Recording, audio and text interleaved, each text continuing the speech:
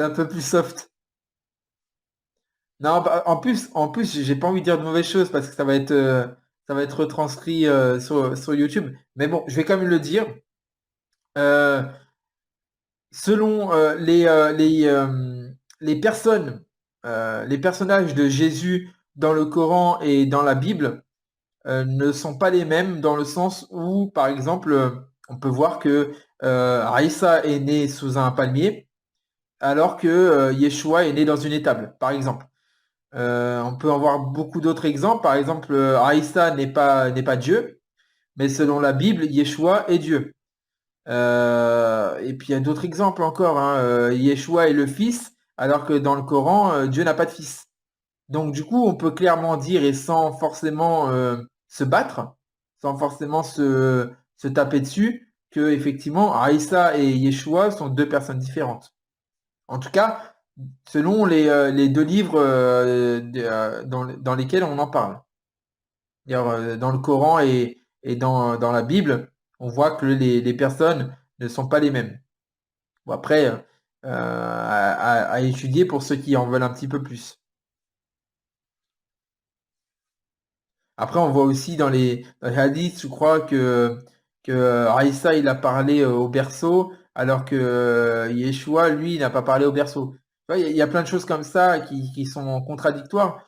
Et moi, je veux dire, par exemple, si tu me dis un jour, enfin, si tu vas dire un jour à un de tes frères, ou, voilà, tu vas dire, hey, tu sais quoi, j'ai vu Ellie, il était en boîte et il était en train de zouker et tout. Et les autres vont te dire, mais non, c'est pas lui. Enfin, lui, il est chez lui, il est tranquille, il est posé devant la parole de Dieu.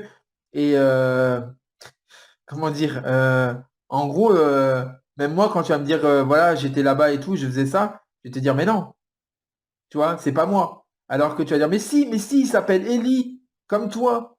Mais c'est pas parce qu'il s'appelle Eli que c'est-à-dire que c'est moi, tu vois. Et c'est pas parce que les musulmans disent que Aïssa, c'est le Jésus de la Bible, que ça veut dire que c'est le Jésus de la Bible. Et c'est pas parce que, enfin, tu vois, c'est complexe parce qu'en fait, on peut pas dire de quelqu'un, on peut pas dire c'est cette personne, alors qu'en fait, on ne colle pas à l'image de cette personne, tu vois. Je veux dire, Yeshua est Dieu, Yeshua a été crucifié, Yeshua, il est le Mashiach d'Israël. Euh, dans le Coran, même s'il garde le titre de Messie, eh ben, au fond, sa vie n'est pas la même. Donc, on peut pas comparer, on peut pas dire c'est la même personne, c'est pas possible. Comme les vies ne sont pas les mêmes, eh ben, on doit considérer qu'en fait, c'est pas la même personne. Si on considère que c'est la même personne, alors en tout cas, moi, si des musulmans viennent me voir et me dire que Aïssa, c'est Jésus, dans ce cas-là, moi, je leur dis tout simplement, dans ce cas-là, vous croyez que Aïssa est Dieu. Parce que dans la Bible, c'est marqué que Jésus est Dieu. Vous croyez que Aïssa est mort pour nos péchés, dans ce cas-là. Tu vois? Et c'est là où, en fait, on a un problème. On a un problème majeur entre les musulmans et les chrétiens, c'est qu'en fait, on dit tous deux croire en Jésus, ou en Aïssa, hein. On dit tous les deux croire au Messie, mais par contre, on n'a pas la même, on n'a pas la même conviction par rapport à sa vie. Et c'est là le problème. C'est qu'en fait, à partir de ce moment-là, moi, je suis désolé, mais si tu me dis que il n'a pas la même vie que celui que moi je lis, et ben pour moi, c'est pas la même. Voilà. J'essaye de répondre de la manière la plus cool possible pour éviter d'irriter mes frères musulmans.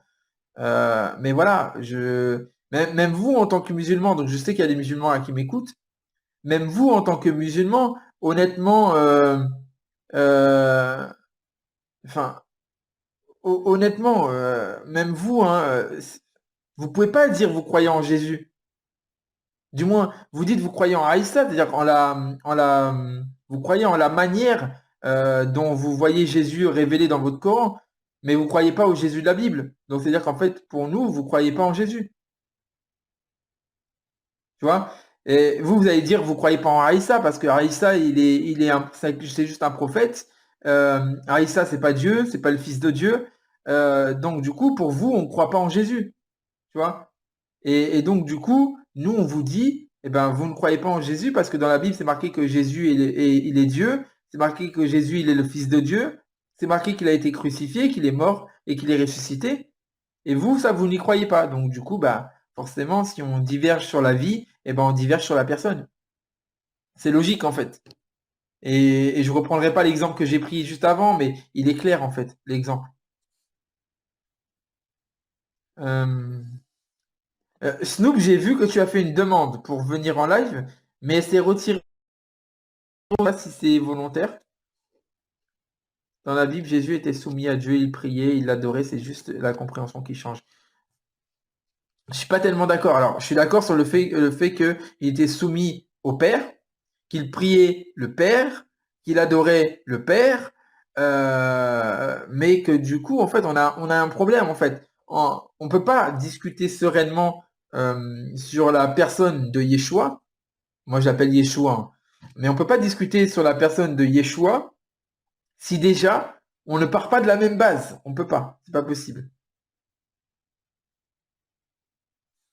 Alors, il y a encore eu une demande. Alors, je ne sais pas si c'est toi encore, Snoop, qui l'a fait. Mais en tout cas, moi, ça se met, la demande vient, et puis aussitôt, elle s'enlève. Donc, si jamais tu veux remonter, peut-être essaye de fermer TikTok et de revenir. Peut-être ça marchera mieux.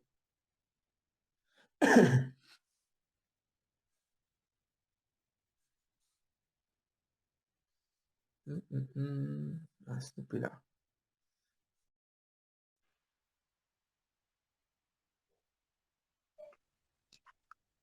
Oui, c'est moi qui l'ai faite, mais après j'avais retiré. Ouais, Je suis désolé. d'accord. J'ai oublié de te Ok, ok. demander.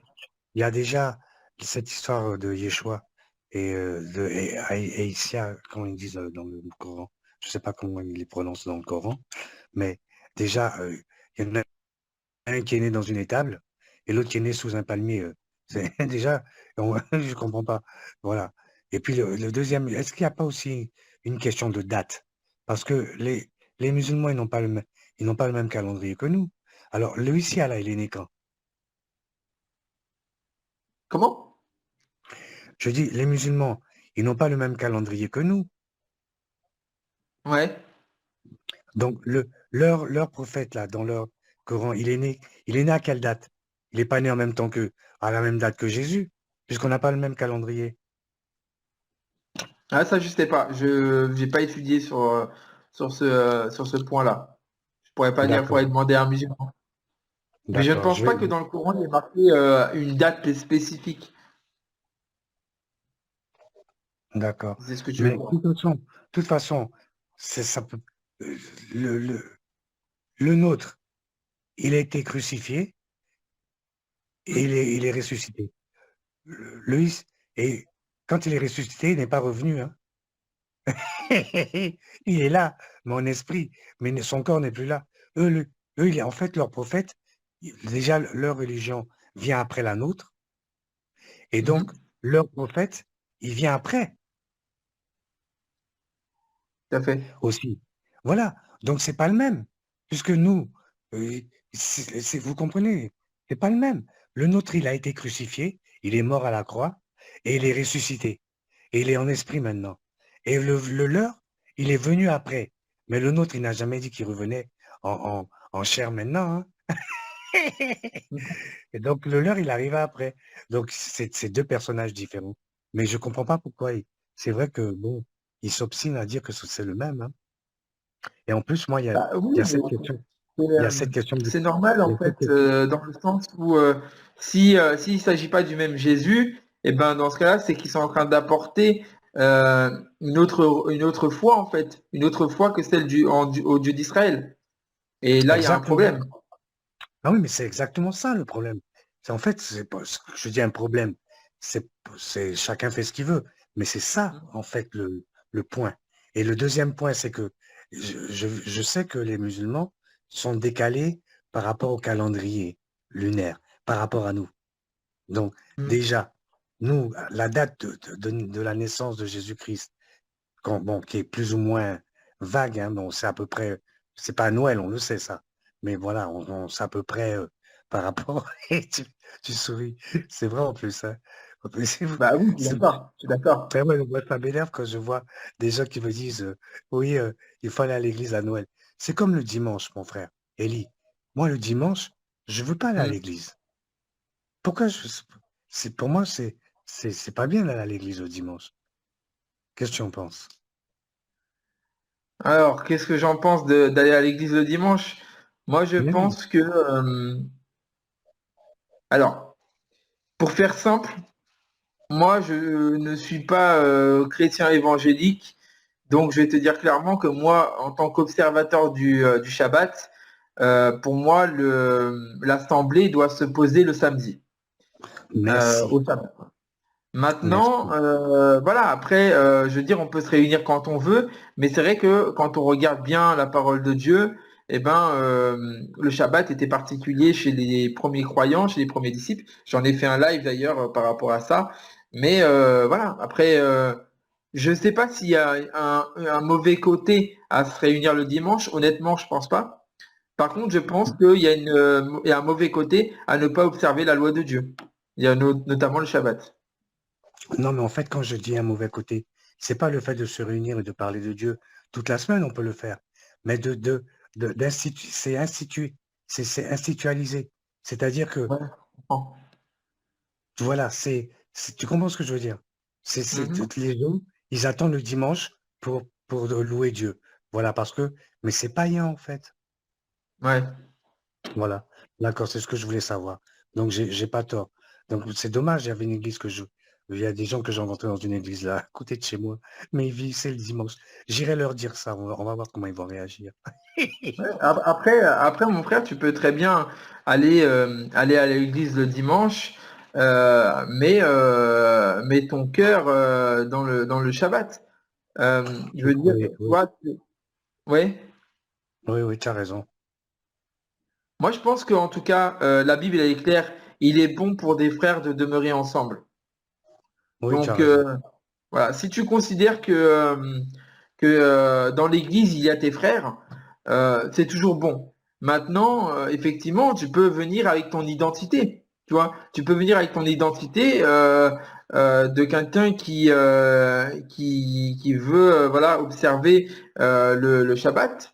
Moi, j'ai été à l'église comme ça. Je t'avoue que j'ai subi un petit peu voilà des choses mauvaises et je me suis un petit peu éloigné de l'église évangélique à cause de ça parce que on a été un petit peu moi et ma femme un petit peu mis de côté, rejetés à cause de ça, mais à cause aussi d'autres choses, hein.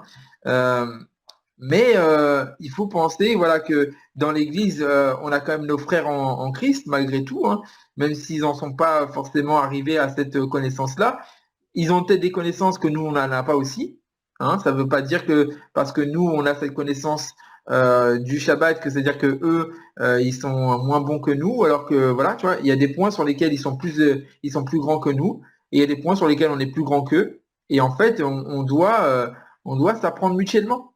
Tu vois, c'est ça l'objectif, c'est qu'en fait, le fait d'être en commun, le fait d'être tous ensemble, ça nous permet justement de mettre en commun nos connaissances et nos convictions et avec de l'humilité, chacun, en fait, prendra ce qui est bon chez l'autre et rejettera ce qui est mauvais, comme le dit la parole. Bien sûr. Non, je suis d'accord. Bon, en tout cas, c'est que voilà, je vais faire la recherche sur Issa du Coran pour savoir soit sa date de naissance et je vais Ouais. comparer avec celle de notre Yeshua déjà. Et puis, Ok. bon, de toute façon, déjà, simplement qu'il y en a un qui soit né sous un palmier et l'autre dans une étable, ça veut tout dire, hein. Je sais pas pourquoi Il c'est y a quand les même, gens. ouais. Comment? Il y a quand même une différence majeure, déjà rien que dans la naissance. Ben Donc, oui, ben oui. Mais je comprends pas ouais. pourquoi. Pourquoi c'est bizarre parce que, bon, sans vouloir vexer nos frères musulmans, hein, mais c'est bizarre qu'ils insistent en disant que c'est le même. Alors que là, rien que par ce fait-là, ils devraient se poser la question. Parce qu'il n'y a pas de mal à ce que ce soit pas le même. Voilà, c'est Bien pas, sûr. voilà, voilà. Mais bon, je vais leur soumettre ce sujet-là, voir ce qu'ils en disent. Mhm. Puis tu me tiendras au Oui, courant. absolument. Au fait, c'est moi qui ai donné ta vidéo à Gatsby, hein. D'accord, ok. Ok. Voilà. Mais je le connaissais un petit peu, du coup, Ah, avant de le voir. Enfin, j'avais vu de ses d'accord. lives, hein, certains de ses lives. Et du coup, ouais, bah, des fois, de temps en temps, je tombe sur lui, j'écoute un petit peu. Et puis voilà, quoi, quand j'ai un petit peu de temps, quand j'ai un petit peu de temps à moi. Oui. Ah, ben super alors. Parce que moi je l'ai découvert il n'y a pas longtemps. Il est venu à Marseille me baptiser.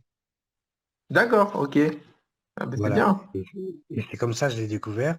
Et c'est marrant parce qu'au début, quand je l'ai découvert, j'ai clashé avec lui parce qu'en fait, j'avais reçu un baptême dans une baignoire. Et je lui ai posé la question, je ne sais pas pourquoi je lui ai posé la question. J'ai dit, mais dites-moi, est-ce que un baptême dans une baignoire, il est valable? Il m'a dit non et ça m'a vexé. Et j'ai dit, mais pourquoi vous dites Ouais. ça? Qui vous êtes pour dire ça? J'ai commencé à l'embrouiller. Et après, j'ai disparu pendant 2, 3 mois. Et un jour encore, en surfant au hasard, je retombe sur lui. Et là, je me suis mis en anonyme pour l'écouter. Et il Mhm. prêche bien, il dit des choses très vraies. Et il a dit, surtout sur l'Apocalypse, oh là là là. Quand il te découvre, il te décortique l'Apocalypse, oh, c'est magnifique. Et du coup, et toi, tu es la deuxième personne hein, parce que bon, je suis tombé sur d'autres là. Oui, oui, mes frères, fermez les yeux. Oui, oh Seigneur, oh oui. Alors ça me saoule. Et quand les mecs ils parlent, je dis, parlez avec la parole. Tu sais ce qu'ils font? Ils me bloquent. Déjà, un chrétien qui te bloque, c'est pas clair. Parce que même si tu n'es pas d'accord Ah. avec lui, il sait, il doit discuter avec toi. Et toi, Moi, tu es j'aime la bien discuter deuxième avec tout le personne. monde. J'aime Tu bien comprends discuter ça? avec tout le monde parce que Mais on oui. a, on a beaucoup de choses à apprendre de chacun. Voilà. Voilà. Bon, ben écoute, en tout cas, à plus tard, hein, comme d'habitude. Allez, je vais Super. Merci, Snoop. J'ai vu passer un commentaire, alors je sais pas s'il était dédié à moi ou pas, sur œil pour œil et dent pour dent. Je sais pas qui a dit ça et je sais pas s'il était dédié à moi. Alors attendez, j'ai essayé de le regarder parce que justement ça c'est important. Euh, alors, grosse question, Ellie, pour toi en lien avec cet échange. Ah non c'est pas ça. Alors je sais pas si non c'est pas celle-là. Alors euh, est-ce que Allah pour toi est notre Dieu? Franchement, les gars, vous posez des questions, c'est c'est quelque chose, hein. Donc là, on m'a posé la question sur la différence entre Aïssa et Yeshua. Maintenant, on me dit, est-ce que Allah du Coran est Dieu, enfin, est le Dieu d'Israël? Franchement, vous voulez ma mort, hein. Mais honnêtement, voilà, moi je vais vous dire voilà ce que j'en pense, mais voilà, sans offenser mes frères musulmans et leurs croyances. Moi je prends juste un passage, voilà, on dit dans le Coran que Allah n'a pas de fils, donc Allah n'a pas de fils. Par contre, Elohim en a un. Donc à partir de ce moment-là, on va revenir sur la même chose que Aïssa et Yeshua. Si il ne s'agit pas de la même, s'il ne s'agit pas de la même vie, alors il ne s'agit pas de la même personne. Donc entre guillemets, si on veut dire les choses de manière franche, là par rapport à une opposition entre la Bible et le Coran, le Dieu du Coran ne ressemble pas au Dieu de la Bible. En tout cas, il n'a pas les mêmes statuts, notamment celui de père, parce qu'en fait, Allah n'est pas un père et il n'a pas de fils, alors que la Bible nous dit que Elohim est un père et qu'il a un fils. Voilà. Donc, à partir de ce moment-là, je ne peux pas vous dire que le Dieu dans le Coran est le même que le Dieu dans la Bible. Voilà. Maintenant, c'est aux musulmans aussi de se faire leur opinion et de savoir est-ce que réellement par rapport au Coran, au lieu de chercher en fait dans la Bible tous les versets qui pourraient attester de leur foi, est-ce qu'ils ne devraient pas plutôt déjà se concentrer sur leur Coran et pourquoi pas après essayer de comparer entre le Dieu du Coran et le Dieu de la Bible, faire une comparaison. Et moi, personnellement, dans ma comparaison que j'en ai faite, eh ben, je n'ai pas vu, je n'ai pas vu la même personne. Je n'ai pas vu le même Dieu. Voilà. Donc maintenant, ça ne concerne que moi. Je préfère le dire. Mais en gros, voilà. Donc, si on me pose la question, est-ce que pour toi, dans le Coran, Dieu est le même que celui de la Bible? Je dirais que selon ce que moi j'en ai lu de la Bible et selon ce que j'en ai lu du Coran, bah non. Voilà.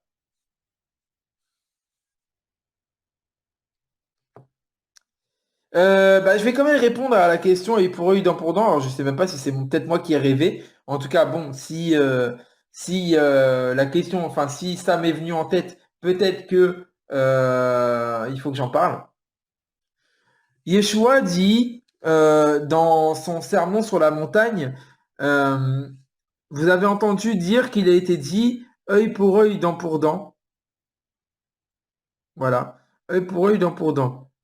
Euh, En fait, la compréhension d'œil pour œil, dent pour dent, selon le judaïsme de l'époque de Yeshua, le judaïsme pharisien, pardon, c'est un judaïsme en fait qui dit que œil pour œil, dent pour dent, tu me crèves un œil, je te crève un œil. Tu me casses une dent, je te casse une dent. Or qu'en fait, dans la parole de Dieu, œil pour œil, dent pour dent, ce n'est pas ça du tout. Je vais peut-être vous surprendre, mais œil pour œil, dent pour dent, ce n'est pas la vengeance. Ça n'a absolument rien à voir avec de la vengeance. En fait, œil pour œil, dent pour dent, on dit en hébreu, c'est un tikkun. C'est une réparation. D'accord? Œil pour œil, dent pour dent, c'est un tikkun. Une réparation. Parce qu'en fait, si tu as crevé l'œil de ton prochain, alors tu dois réparer ta faute.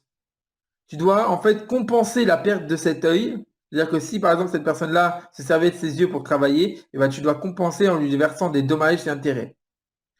Euh, Si par exemple tu as, je sais pas, tu as renversé une personne en voiture et que cette personne-là elle travaillait dans les chantiers et qu'elle ne peut plus travailler, eh ben, tu dois verser des dommages et intérêts.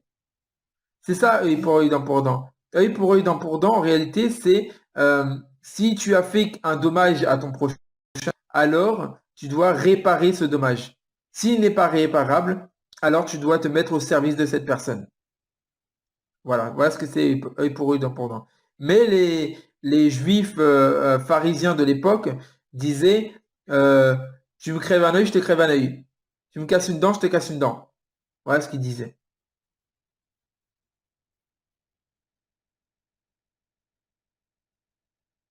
Jésus est venu pour nous sauver, pour que l'on vive par la grâce, car la loi était trop dure. Non.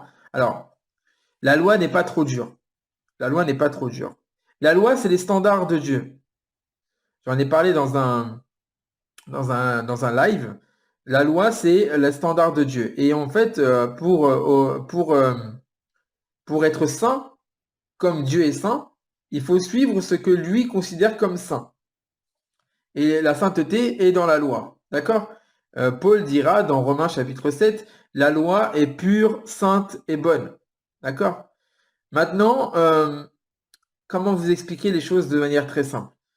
La loi, elle a été donnée. Attendez, on va lire. On va lire. On va lire, ça va être bien.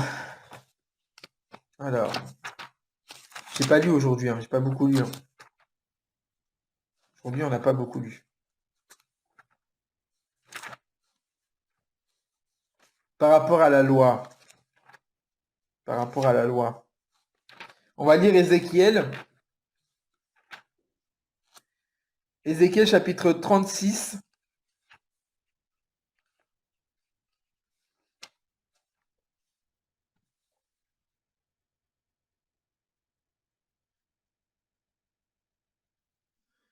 Ézéchiel chapitre 36. Et écoutez bien ce que je vais dire parce que c'est vraiment important. Verset 24. Car je vous prendrai parmi les nations, je vous rassemblerai de tous les pays et je vous ramènerai sur votre sol. Alors je vous aspergerai d'une eau pure et vous serez purs. Je vous purifierai de toute votre impureté et de toutes vos idoles. Je vous donnerai un cœur nouveau. Je mettrai en vous un esprit nouveau. J'ôterai le cœur de pierre de votre chair et je vous donnerai un cœur de chair. Je mettrai mon esprit en vous et je vous ferai vivre selon mes lois. Je vous ferai respecter mes ordonnances et leur obéir. En fait, la raison pour laquelle Yeshua est venu, c'est afin de nous enlever cette nature pécheresse pour pouvoir nous permettre de recevoir la Ruach HaKodesh, le Saint-Esprit. Et ce Saint-Esprit-là n'a qu'une vocation. Le Saint-Esprit n'a qu'une vocation, c'est je mettrai mon esprit en vous et je vous ferai vivre selon mes lois. En fait, l'objectif du Saint-Esprit, c'est de permettre que ceux qui n'étaient pas capables de suivre la loi à cause de leur nature pécheresse soient à nouveau capables de suivre la loi. D'accord? Donc, ça, c'est par rapport à la loi. Le but du Saint-Esprit, c'est de nous rendre capables de suivre la loi. C'est-à-dire qu'effectivement, si on prend notre chair, la loi est dure. D'accord? La loi est dure. Et il dit, Paul, dans toute son épître aux Romains, il parle de ça. Notamment dans Romains chapitre 6, 7 et 8. Donc, moi, je vous encourage à relire ces passages-là de Romains chapitre 6, 7 et 8. Et vous verrez qu'en fait, Paul va parler de plusieurs lois. Et il va dire que la loi de Dieu, elle est bonne. Être sous la loi, c'est être sous la condamnation de la loi. Être sous la loi, ça ne veut pas dire obéir à la loi. Être sous la loi, ça veut dire être sous la condamnation de la loi. C'est tout. Et lorsqu'on est sous la grâce, on est en fait... Être sous la grâce, c'est chercher sa justification dans la grâce. Être sous la loi, c'est chercher sa justification dans la loi. Or, la loi ne justifie pas. Parce qu'en fait, tous les êtres humains sont pécheurs. C'est pour ça que la loi ne justifie pas. Mais la loi, ça reste quand même les standards de Dieu. La loi, ça reste quand même des standards de sainteté, de pureté. Donc l'objectif qui est pour nous de nous rapprocher de Dieu et de nous sanctifier, de nous purifier, eh ben alors on doit écouter la loi de Dieu et l'observer. Ça, c'est ce que dit la parole de Dieu.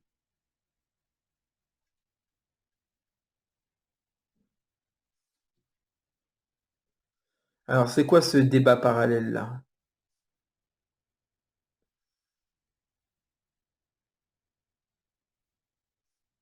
Pas de souci, je t'en prie. Je t'en prie, c'est un plaisir. Mais voilà, vraiment, comprenez que la Bible, elle est entière et qu'elle se prend de la manière entière. On ne doit pas prendre une partie, un verset par-ci par-là, mais on doit prendre la Bible dans son entièreté. Bon, on va mettre fin au débat. On va mettre fin à un débat. Anan, Anan, toi, je crois que tu peux monter en live, je crois. J'aimerais juste te parler 2 secondes, si tu me permets. Je ne sais pas si toi, tu peux monter, Anan. Il me semble que si. Donc moi, j'aimerais bien, Anan, que tu montes, s'il te plaît. Enfin, si tu veux bien, hein, si tu peux. J'aimerais bien.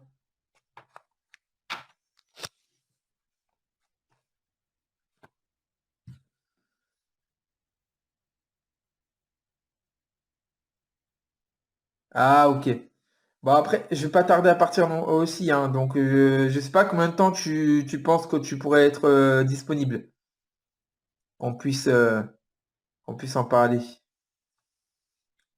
on puisse discuter. Parce que, tu sais, Anan, moi, enfin, il y a un truc que j'aime pas, en fait, dans la manière d'être de beaucoup, c'est qu'en fait, il y a quelqu'un qui parle et vous parlez à côté. Alors, je suis pas un chef d'orchestre, je suis pas un enseignant, je suis pas un prof, je suis pas, je ne suis personne pour exiger le silence de la part de tous. Mais par contre, j'aimerais bien, tu vois, que pendant que je suis en train de dire des choses, qu'il y ait de l'attention, tu vois. Je sais pas que je recherche l'attention des autres, mais c'est ce que je suis en train de dire. Je sais que plus tard, on va me poser la question, tu vois. Mais arrête avec Renfant et la croix de David. Je connais Renfant et c'est complètement, enfin, c'est complètement tordu en fait. Ouais, mais je comprends Anan, hein. Mais voilà, moi juste j'aime bien, donc voilà, si quand on passe sur mes lives, j'aime bien voilà que les personnes elles soient concentrées, qu'on essaie d'éviter tous les débats à côté et qu'on se concentre. Après, tu sais, on peut partager, on peut discuter, c'est pas un problème. Moi, en plus, je suis ouvert. Combien de musulmans j'ai accepté sur mes lives et on a discuté. Des fois, j'avais pas de réponse. Je l'ai dit clairement, j'ai pas de réponse. Tu vois, c'est pas. Moi, je pense juste qu'il y a un ordre, tu vois. il y a une histoire d'ordre. Il y a une histoire de je suis en live, je suis en train d'expliquer des choses et, euh, et tu vois, juste le fait de parler à côté, ben tu vois, moi c'est comme si tu étais à côté de moi et que tu étais en train de parler à quelqu'un d'autre. Tu me dis ok, je t'écoute, mais t'inquiète, je t'écoute. Mais en même temps, tu es en train de parler aux autres, tu vois.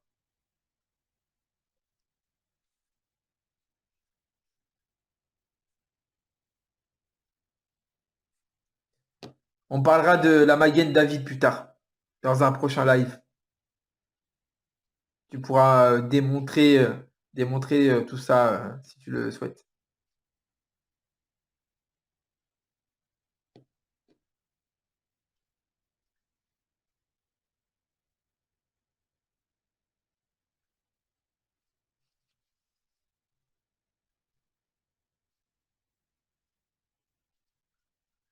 En tout cas,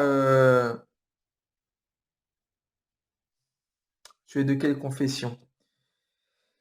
Euh, J'aime bien dire que je suis disciple de Yeshua. Voilà, je suis disciple de Yeshua, c'est-à-dire que je suis un élève, ce qu'on appelle un talmide. Je suis un disciple de Yeshua et je m'efforce du mieux que je peux de suivre la voie droite. Voilà. Ouais, je sais qu'il y en a beaucoup qui disent je suis disciple de Jésus, je suis disciple de Yeshua, mais alors, si tu me permets, il y en a beaucoup qui disent ça, mais qui malgré ça, en fait, restent enfermés dans leur dogme et dans leurs croyances et ne se laissent pas façonner par l'Esprit de Dieu, ne se laissent pas façonner par Dieu, et donc du coup, en fait, se perdent par leur propre raisonnement. Moi, je suis ouvert à tout, je suis dans la discussion, je suis dans la recherche, et, euh, et c'est ça, en fait, tout simplement, quoi. Tu peux expliquer ta croyance? Ma croyance, alors, ce en quoi je crois. Voilà ce en quoi je crois. Je crois que Dieu a créé le ciel et la terre. Je crois que l'homme a été enfermé dans le péché à cause de la désobéissance de Adam et Chava, donc Adam et Ève. Je crois que à cause de cette désobéissance au péché, l'être humain a acquis une nature pécheresse qui s'est transmise de génération en génération, tout comme une maladie héréditaire, et qui aujourd'hui atteint tout le monde, parce qu'on est tous les enfants de Adam et Ève. Je crois du coup que cette nature pécheresse nous pousse à faire le mal et à ne pas obéir à la loi de Dieu. Je crois que Dieu a donné sa loi et que sa loi, elle est bonne, elle est sainte, elle est juste, mais que malgré ça, les hommes ne sont pas capables de l'observer à cause de cette nature pécheresse. Mais je crois après ça que tous les prophètes ont cherché à venir rapprocher de Dieu les gens, mais qu'à chaque fois, les gens se sont détournés de Dieu. Donc je crois que finalement, Yeshua, donc le Fils de Dieu, est venu en chair, la parole de Dieu, le Verbe de Dieu, la Mimra de Dieu, est venu en chair sur cette terre et a fait une œuvre rédemptrice pour enlever l'état de péché de l'homme, cette maladie de l'homme, et nous permettre à nouveau de pouvoir suivre la loi de Dieu. Je crois donc que Yeshua est le Messie, parce qu'il est le Sauveur. Je crois donc aussi que Yeshua est le prophète dont parle Moïse. Je crois donc aussi que Yeshua est Dieu. Et je crois qu'il est mort à la croix, mais que ce n'est pas l'esprit qui est mort, mais que c'est le corps qui est mort. Je crois qu'il est ressuscité le troisième jour. Et je crois que par son acte de se donner lui-même en rançon, parce que personne ne l'a tué, mais il s'est donné lui-même en rançon, je crois que par cet acte, nous avons été libérés de notre condition de pécheur, afin de nous permettre maintenant de recevoir une nouvelle nature, celle de nature d'enfant de Dieu, capable d'observer la loi de Dieu. Et je crois que tout croyant, comme il se respecte, doit être à la recherche de la vérité et qu'il ne doit pas s'enfermer dans des dogmes, mais lire sa parole tous les jours et étudier tous les jours pour recevoir vraiment les paroles de l'Éternel. Voilà. Ça, c'est ce en quoi je crois. Je t'ai fait vraiment le credo version un peu, enfin, pas version longue parce que j'ai plus long que ça encore, Mais je t'ai fait le credo de manière très concise, hein, on va dire. J'ai encore plus concis aussi. Mais en gros, voilà ce en quoi je crois. Alors, pas tout à fait, Anan, parce que comme je t'ai dit, je crois que Jésus est Dieu. Voilà. Mais en fait, effectivement, jusqu'à Jésus, on est d'accord. Jusqu'à Jésus, on est d'accord. Parce que on croit que Dieu il a créé le ciel, la terre, on croit que Dieu il a envoyé ses prophètes, on croit que les gens n'arrivaient pas à suivre la loi de Dieu, se sont détournés à plusieurs reprises. Tout ça, on le sait, toi comme moi. Ouais, effectivement, Anan, ouais, il a raison, Nicolas. Par contre, un point sur lequel on n'est pas d'accord, c'est le péché originel. Alors, bien que voilà, le péché originel, c'est une définition qui n'existe pas. Enfin, c'est une définition d'un concept qui existe dans la parole de Dieu, mais qui n'est pas donné, qui n'est pas, comment dire, qui n'est pas enfin, défini comme le péché originel. Tu vois ce que je veux dire? Tu penses quoi de Ismaël? Ismaël a été béni parce qu'il est un des enfants d'Abraham. Il a reçu quand même, à cause d'Abraham, il a reçu quand même la bénédiction. Dieu l'a béni. Il l'a rendu fécond. Et il a mis au monde 12 princes. Voilà. Maintenant, qu'est-ce que je pense de Ishmaël? Bah, Ishmaël, c'est Ishmaël, quoi. C'est c'est un enfant, c'est un enfant prématuré dans la promesse. C'est-à-dire qu'en fait, à la base, Abraham devait avoir un fils qui était le fils de la promesse. Et ça, tu vas être d'accord avec moi. Le fils de la promesse avec qui Dieu va faire son alliance, c'est Israël. Et Ishmaël, lui, en revanche, n'est pas celui qui reçoit l'alliance et, et la mission de son père. Et du coup, Ishmaël, effectivement, a été béni. Effectivement, il a été rendu fécond. La Bible nous dit que il a, enfin, qu'il a eu une belle vie, hein. D'ailleurs, même quand on regarde la suite, il s'est même rendu avec Yitzhak sur le tombeau de son père. Ils ont joint les mains ensemble pour prier. On voit que Ishmaël est un enfant, est un enfant, même quand bien même il est un enfant qui n'est pas conçu dans la promesse de Dieu, bah, il reste quand même un enfant d'Abraham et donc du coup qui est béni forcément. Une grande nation, ouais, tout à fait, une grande nation, ouais. Mm. Parce que Dieu bénit, en fait, Dieu bénit tout simplement. Après, Ishmaël, il n'a rien fait de mal en soi. Tu vois ce que je veux dire? Ishmaël, il n'a rien fait de mal. Si tu veux, Ishmaël, il a subi à cause de la désobéissance enfin la désobéissance. On ne pourrait pas considérer ça comme une véritable désobéissance, mais comme un besoin de précipitation dans le plan de Dieu. Parce que Abraham, en fait, enfin, c'est plutôt Sarah qui est venue vers Abraham pour lui dire, bah, prends ma servante Agar pour concevoir un enfant et elle accouchera sur mes genoux et ça fera comme si c'était moi qui l'avais conçu. Mais en fait, ils ont voulu en fait devancer le plan de Dieu. Et on sait très bien que lorsque tu devances le plan de Dieu, il y a toujours des... On regarde, Abraham a dû chasser Ishmaël avec sa mère. Et ils ont été chassés. Et du coup, ils sont sortis de la maison d'Abraham.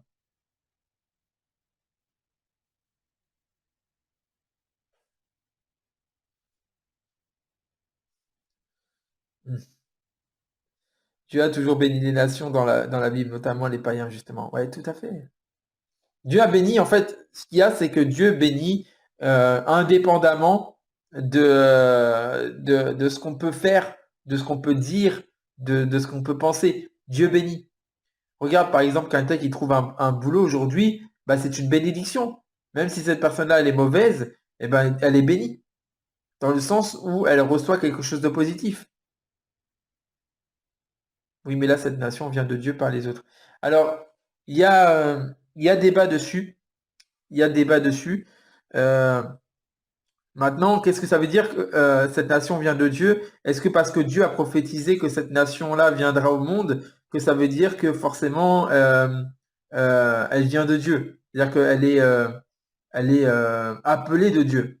En fait, il y a une différence entre une prophétie que Dieu donne, c'est-à-dire qu'il appelle quelque chose à l'existence, et et le fait que Dieu transforme tout mal en bien. Tu vois ce que je veux dire?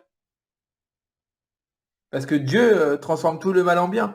Et c'est pas parce que Dieu transforme tout le mal en bien, c'est-à-dire qu'on doit faire le mal pour avoir le bien.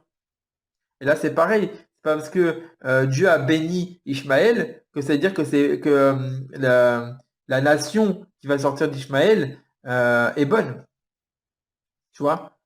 Il faut comprendre quelque chose, c'est que effectivement, il y a une grande nation qui va sortir d'Ishmaël, mais grande ne veut pas dire béni, enfin grande ne veut pas dire agréé de Dieu. Ouais, bah oui, avec plaisir, bah tu fais une demande. Tu fais une demande, il n'y a pas de souci.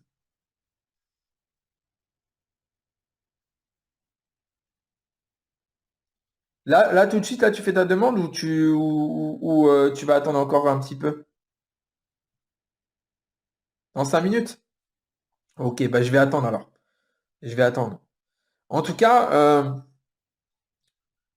il faut savoir une chose, c'est que même Dieu, en fait, lorsqu'il donne des paroles, lorsqu'il bénit un peuple ou des choses comme ça, c'est pas toujours forcément des choses positives.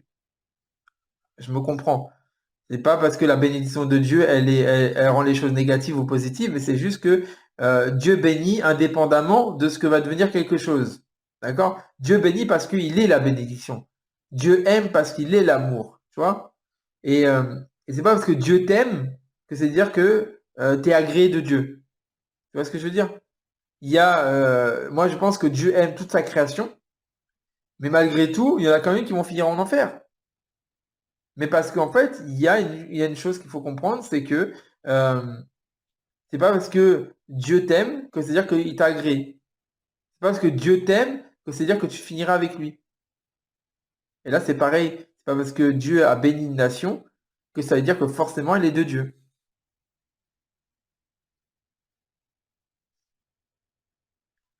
Alors, c'est un peu plus compliqué que ça, du coup. Tu dis Dieu n'aime pas le péché, mais aime le pécheur, c'est un peu plus compliqué que ça. En fait, moi, je rajoute un mot après, tu vois. Dieu n'aime pas le péché, mais il aime le pécheur repentant. Voilà. En fait, le Dieu aime enfin Dieu aime sa création, toute sa création, peu importe l'état dans lequel elle est. En revanche, l'amour actif de Dieu, parce qu'il y a un amour passif, parce que en fait, il est l'amour. Donc, du coup, il ne peut donner que de l'amour. Donc ça, c'est l'amour passif. Mais l'amour actif de Dieu, c'est par rapport aux pécheurs repentants. C'est-à-dire qu'en fait, nous qui sommes des pécheurs repentants, et ben du coup, on est aimé de Dieu de manière active. Dieu aime celui qui s'intéresse à lui. Non, pas forcément. Dans le sens actif, oui, mais dans le sens passif, non. C'est là où en fait il faut comprendre que c'est il y a beaucoup, beaucoup, beaucoup de choses à analyser dans les textes bibliques. C'est-à-dire qu'en fait, on voit aussi que Dieu a aimé Jacob, mais il a haï Ésaü. Tu vois? Dieu a aimé Jacob, mais il a haï Ésaü. C'est pour ça qu'il tarde à revenir parce qu'il veut que tous arrivent à la repentance. Effectivement. Effectivement.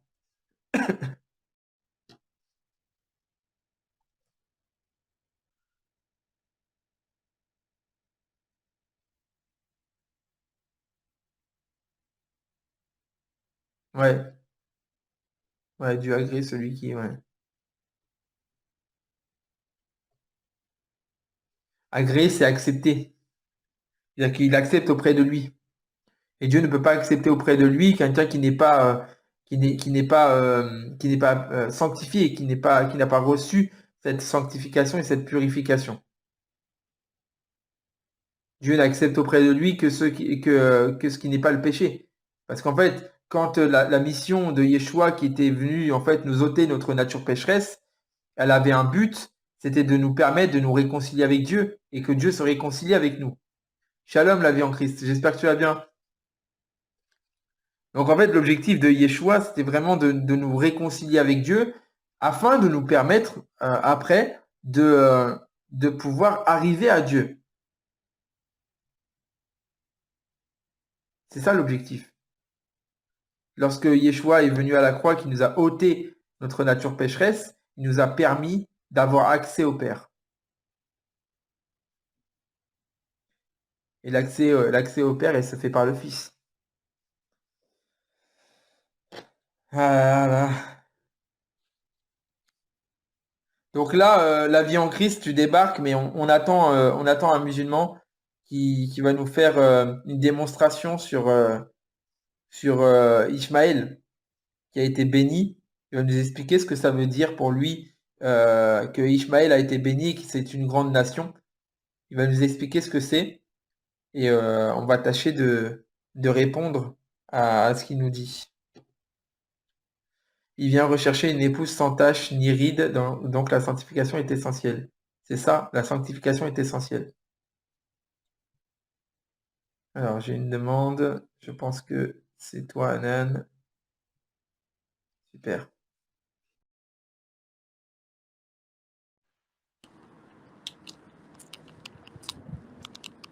Salam. Salam, ça va? Salam, bien?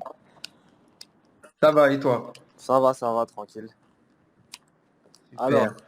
Donc, du coup, tu voulais nous expliquer, du coup, quelle est la signification, selon toi, du fait que Ishmaël est devenu un grand peuple et qu'il a été béni de Dieu. ouais, voilà, on parlait de cette bénédiction dans la Genèse pour savoir ce que vous en D'accord. pensez. D'abord, est-ce que tu es de ceux qui disent qu'Abraham a commis l'adultère avec Agar? Euh, alors, tu sais, moi, frère, je vais te dire alors, juste une chose T'as le avant droit, hein, que, t'as le droit de penser ce que tu veux, hein. Moi, je suis pas dans le ouais, non, jugement. je sais bien, on n'est pas du tout en train de s'attaquer. Ouais, il n'y a rien Par de contre, mal, voilà. ouais, je sais, mais je veux juste mettre en place deux, trois choses. Dis-moi. Alors, moi, personnellement, je n'aime pas parler de choses que je ne connais pas. Ok. Donc, ça veut dire qu'en fait, si je n'ai pas étudié un sujet en profondeur, je vais te dire, je vais te donner mon opinion, mais voilà, tu vois, c'est pas quelque chose que j'ai étudié. Alors, là, c'est pareil. Je vais pas étudier le sujet en profondeur. Par contre, selon ce que j'en pense, Mhm. euh, pour moi, il n'y a pas eu d'adultère. Ouais, en fait, juste dans ta logique, pas besoin d'avoir étudié, juste dans ta logique, quand tu lis la naissance, la bénédiction, un ange est venu, enfin, c'est la première femme qui voit l'ange Gabriel dans la Bible, quand même, Agar. Il va pas bénir un enfant du péché. Surtout, avant de parler de tout ça, parlons d'Abraham. Ouais. Il va pas commettre l'adultère alors qu'il reçoit la révélation à ce moment-là. En fait, c'est quand même fou de penser ça. Pour certains chrétiens qui le disent, hein. Après, tu sais, moi, comme je te l'ai dit, je pense qu'il y a eu de la part de Sarah, parce que c'est Sarah qui l'a poussé quand même Oui, à oui, aller à aller à voir aller sa en servante, guerre. bien sûr. Voilà, je pense que de la part de Sarah, il y avait un désir enfin déjà un manque de confiance en Dieu, parce qu'en Ouais. fait, elle savait pas qu'elle allait tomber enceinte. Et aussi, il y avait une envie de devancer le plan de Dieu. C'est-à-dire qu'en fait, de dire, ah oui, mais moi, je vais bientôt peut-être mourir, donc il vaut mieux devancer le plan de Dieu. C'est pour ça qu'elle a demandé à ce que Agar accouche sur ses genoux. Elle a dit, ça sera comme si c'était mon fils. Ok. Ok, ok. Non, ben après, moi, j'ai pas étudié plus que ça. J'ai juste regardé on va dire, les exégètes rabbiniques sur ce Ouais. verset-là. Ils disent en fait que c'était un mariage de seconde classe, c'est-à-dire que c'était un petit mariage. Oui, oui. En gros, le mariage avec Sarah était plus conséquent. Enfin, était vraiment un grand mariage. Et eux, ils considèrent. En fait, le mot, il a été traduit par concubine. Mais en hébreu, ça n'a rien à voir. Concubine en français, ça peut faire penser à des actes. Voilà. Alors que Mhm. quand tu regardes dans la tradition des Juifs, c'est désigné comme un petit mariage de seconde classe. Mhm, tout à fait. Donc voilà pour ça déjà. Et après, ouais, bah après pour moi, je trouve ça bizarre dans ce verset en fait que la grande nation qui a été prédite à Ismaël, on sait que l'alliance a été faite avec Isaac, hein, on ne se reprend pas de l'alliance, hein. Parce que souvent les Mhm. chrétiens pensent que les enfants d'Ismaël veulent l'alliance, mais dans le Coran c'est marqué que l'alliance a été faite avec Isaac, tu vois. Donc Oui, oui. ça, c'est clair et net. C'est juste que pour nous, elle a été rompue, qu'ils ont tué les prophètes, qui sont retombés dans le polythéisme à chaque fois et tout. Et pour nous, la seule nation légitime à recevoir l'alliance, c'est les enfants d'Ismaël avec sa bénédiction, sa grande nation qui s'est jamais réalisée, mis à part avec l'apparition de l'islam. Voilà, je dis pas que c'est écrit, mais pour moi, en fait, il y a un parallélisme entre Ismaël et Isaac, qui est d'avoir eux deux 12, enfin, il a eu 12 princes comme Jacob, il a été béni, il a été circoncis avant Isaac. Un ange est venu annoncer son prénom à la naissance. Ça, c'est des choses que ça a été fait que pour 3 ou 4 personnes dans la Bible. Donc, c'est pas personne Ismaël. Il a été chassé dans le désert. Il n'est pas dans l'alliance. Ça, il n'y a pas de souci. Mais si si un prophète se révèle dans le monde, il ne pouvait venir que d'Arabie parce qu'il ne pouvait pas venir de Chine ou du Japon ou de n'importe où parce que tout descend d'Abraham. C'est Isaac et Ismaël, la descendance limite qui a été bénite, même si on sait que l'alliance a été faite avec Isaac. Pour nous, elle leur a été comme retirée, comme Jésus le dit. En gros, il fait allusion dans la Bible en disant que l'alliance vous sera enlevée, donnée à une grande nation. En gros, si ils font n'importe quoi, tu vois. Et pour nous, arriver à partir de Jésus, le fait qu'il tue Jésus et que les chrétiens, après, donnent une divinité à Jésus, pour nous, c'est à partir de là que le plan de Dieu n'a pas changé, mais il y a une grande nation en attente. Bizarrement, on a un prophète qui produit les fruits de Dieu, les premiers commandements, tous les grands trucs, l'unicité de Dieu, c'est les premières choses, même si vous allez me dire non, ça a changé la loi, dans l'islam, il y a ça, la base des bases, elle n'a pas changé. Pour nous, Jésus, on sait que c'est l'un des plus grands prophètes, il est dans les 5 plus grands prophètes, on sait qu'il n'était pas comme tous les hommes, on sait que dans la Bible, c'est le personnage le plus fort, on va dire. Donc sur ça, on n'a pas de problème. Après, c'est bizarre par rapport à la genèse là, de cette nation d'Ismaël. Bah, en fait, elle est prédite pour moi. D'accord. Après, voilà quoi. On se répand pas de l'alliance non plus, mais en fait, on s'invente pas une religion qui sort de nulle part. C'est ça que je veux te dire. Ouais. C'est pour ça qu'on comprends. s'intéresse à la Bible et à la Torah, parce que notre religion passe par la vôtre. On peut pas sortir et dire ouais, on est musulman, mais on sait pas d'où il sort notre prophète, on sait pas. Si ça passe pas par Abraham, c'est mort, on le sait, tu vois. Donc pour nous, Ismaël a une légitimité dans ce passage que, même si après on n'entend plus parler de lui dans toute la Bible et tout, hein, mais bizarrement, il y a une grande nation en attente qui s'est jamais réalisée dans la Bible. Et Dieu, il ment pas. Il promet d'être une grande nation. Et les grandes nations dans la Bible, on sait c'est qui? C'est les Babyloniens, les Perses, les enfants d'Israël. C'est que des grands, enfin ils sont pas beaucoup, c'est vraiment des grandes nations. Et les enfants d'Ismaël deviennent une grande nation qu'avec l'arrivée de l'islam en fait. Et d'un prophète qui arrive, qui se répand d'Ismaël, de Abraham, qui prêche le monothéisme. Voilà quoi, c'est pour dire que on n'est pas si loin de vous en fait. Faut pas, nous on se, je sais pas si tu vois, je sais pas si tu comprends le parallélisme comment il est. Et en gros, on se répand de ça nous. Enfin, nous, je parle de moi, de ce que moi j'ai. Je comprends. Ce que j'en déduis, on va dire. Alors, si tu me permets, du coup, je vais essayer de reformuler ce en quoi tu crois pour essayer de voir si moi j'ai bien compris ce que tu es en train de me dire. Alors, comme tu le vois, hein, moi je te laisse parler, il n'y a pas de souci. Hein. Ouais, excuse-moi, j'ai pris beaucoup de temps, hein. Désolé. Non, mais pas de problème. Du coup, pour toi, en fait, l'alliance a été faite avec Abraham et a continué avec Isaac, Jacob, tout ça. Et après, il y a eu des prophètes, tout ça. Et en fait, vu que le peuple de Dieu s'était détourné continuellement de la parole de Dieu et finalement sont arrivés en fait dans la Brit Hadasha, donc moi j'appelle la Brit Hadasha, mais ça s'appelle le Nouveau Testament, à tuer carrément même le Messie. Du coup, à ce moment-là, Dieu se serait détourné d'Israël pour se concentrer sur la deuxième branche de la postérité d'Abraham, c'est-à-dire Ishmaël. C'est ça? Voilà, en gros, si une autre nation peut prendre la relève, ça peut être que la nation d'Ismaël. En fait, il faut que ce soit un descendant d'Abraham. Et vu que pour nous, ça a été rompu avec les enfants d'Israël, il reste que Ismaël comme enfant d'Abraham, qui a aussi été béni, etc., qui n'est pas n'importe qui non plus dans la Bible. C'est ça qu'il faut souligner. D'accord. Alors, si tu me permets, alors j'ai pas, malheureusement, tu sais, je suis quelqu'un, j'ai du mal avec les références, tu vois. C'est-à-dire que des fois, j'ai des versions en tête, mais les tu références, cherches quelle référence tu cherches? Alors, c'est pas dans le Coran, c'est dans la Bible. Dieu dit, c'est Jésus qui parle. Il est en face de pharisiens qui lui disent, on est les enfants d'Abraham, on est les descendants d'Abraham. Et à ce moment-là, Jésus leur dit, oui, vous avez pour père le diable. Et puis après, il leur dit, moi je vous le dis en vérité, de ces pierres mortes, Dieu peut susciter des enfants à Abraham. Et pour moi, en fait, si tu veux, à ce moment-là, Dieu est en train de dire, enfin, Yeshua, parce que je vais pas dire Dieu, mais bon, voilà, tu me comprends. Oui, je Yeshua, à ce comprends. moment-là, dit que de pierre morte, il peut susciter des enfants à Abraham. C'est-à-dire qu'en fait, il y a effectivement une descendance charnelle, physique d'Abraham, qui est Ismaël. Alors après, son lien avec l'islam, je t'avoue que j'ai pas assez étudié pour savoir vraiment quel lien véritablement il y a avec l'islam, parce que j'ai vu plusieurs choses. Donc, en cours d'étude pour moi. En revanche, quand il dit de pierre morte, il peut susciter des enfants à Abraham. En vérité, ça veut dire en fait des personnes qui ne sont pas croyantes, qui n'ont aucun lien avec la foi d'Abraham, il peut susciter des enfants à Abraham. C'est-à-dire qu'en fait, de personnes qui n'ont aucune affiliation avec Abraham, il peut susciter des enfants à Abraham. Ça a été fait avec les Ok, chrétiens qui ont été adoptés dans cette famille. ok, ok, je vois ce que tu veux dire.